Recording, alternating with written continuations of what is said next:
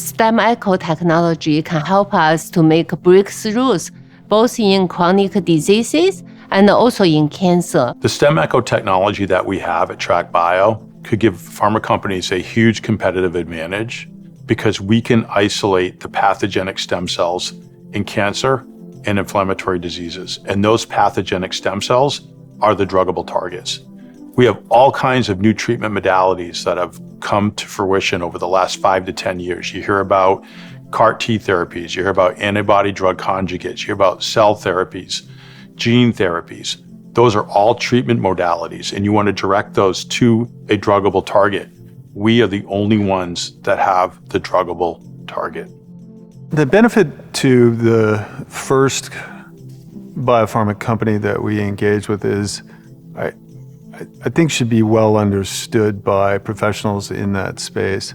And that is first in the door to be in business with a company that possesses extraordinary science and unique science and a lot of momentum and breadth behind that. So I think that's an appeal that we will want to make in very sober ways, but we'll be looking for a partner that understands and values that. We've been able to grow up libraries of these pathogenic stem cells in both cancer and inflammatory disease. And we've been able to identify drugs that selectively target them. And when we look at these drugs in animal models for preclinical efficacy, these drugs are killing the tumors that these stem cells are growing. And we think they're also going to lead to cures to these inflammatory diseases that these stem cells are playing a role in. We think that's a major milestone, and we know that biopharma companies are looking for new drugs, significant advances in therapies to add to their pipelines, and we think we're going to be able to do that. There are a number of large pharmaceutical companies that have a lot of drugs coming off patent that are looking for new solutions.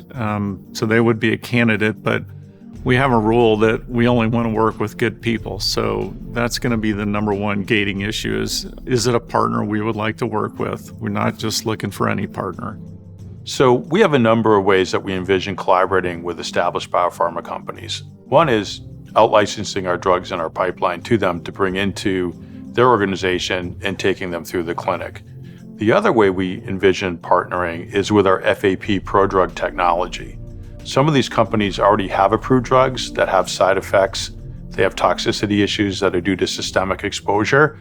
We believe we can largely eliminate that with our FAP prodrug targeting technology. It's not just a matter of licensing drugs out to big pharma. We could also engage in collaborations with big pharma. They have massive libraries of drugs that they don't know what to do with. And we're the ideal partner to run their drugs through our system, see which have promise and which don't, and if they would like to collaborate in moving those drugs forward, we'd love the opportunity to do so.